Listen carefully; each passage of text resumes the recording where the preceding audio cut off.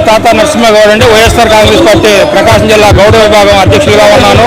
ఈరోజు ఈ మెడికల్ కాలేజీలు వైఎస్ జగన్మోహన్ రెడ్డి గారు గతంలో 17 మెడికల్ కాలేజీలు కడితే ఆ మెడికల్ కాలేజీలని ప్రైవేటీకరణ చేసే విధంగా చంద్రబాబు నాయుడు అడుగులు వేస్తా ఉన్నాడు. దీన్ని ఈ రోజు మేము అడ్డుకోవడానికి రాష్ట్రంలో వైఎస్ జగన్మోహన్ రెడ్డి గారు ఆశీస్సులు జగన్మోహన్ రెడ్డి గారు కోటి సంతకాల సేకరణ పెట్టారు. ఆ కోటి సంతకాల సేకరణని మేము ప్రకాశం జిల్లాలో దిగ్విజయంగా అట్లాగే రాష్ట్రంలో దిగ్విజయంగా అమలు పరిచి ఈ రోజు ఈ కార్యక్రమంలో ప్రకాశం జిల్లా నుండి 5,26,148 సంతకాల సేకరణ, అలాగే ముఖ్యంగా మా ఒంగోలు నియోజకవర్గంలో చుండూరు రవిబాబు గారి ఆధ్వర్యంలో 65,000 పైచిలుకుగా ఈరోజు సంతకాల సేకరణ అయ్యి ఈ సంతకాల సేకరణకి వైఎస్ఆర్ కాంగ్రెస్ పార్టీ కార్యకర్తలు అయితే అభిమానులు అయితే నాయకులు అయితే కష్టపడడానికి ప్రతి ఒక్కరికి ధన్యవాదాలు తెలుపుకుంటూ, చంద్రబాబు నాయుడు గారు గుర్తుపెట్టుకుంటే మీరు రాబోయే రోజుల్లో కానీ మీరు ఏదైనా మీ కోటి సంతకాలు గవర్నర్ గారికి రేపు రాష్ట్ర వ్యాప్తంగా 1,55,00,000 సంతకాలు రేపు మా జగన్మోహన్ రెడ్డి గారు 18వ తారీఖు గవర్నర్ గారికి అందిస్తున్నాడు.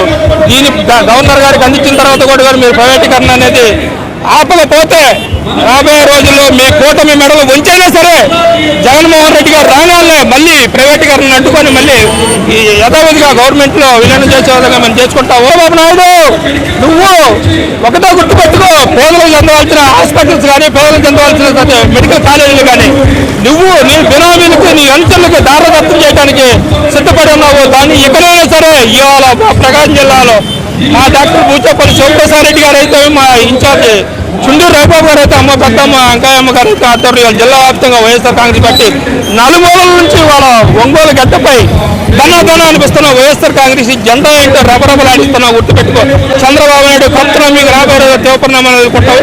ప్రైవేటీకరణ ఇప్పటికైనా సరే నువ్వు గవర్నమెంట్లో విలువ ప్రైవేటీకరణ ఆపేసాయి.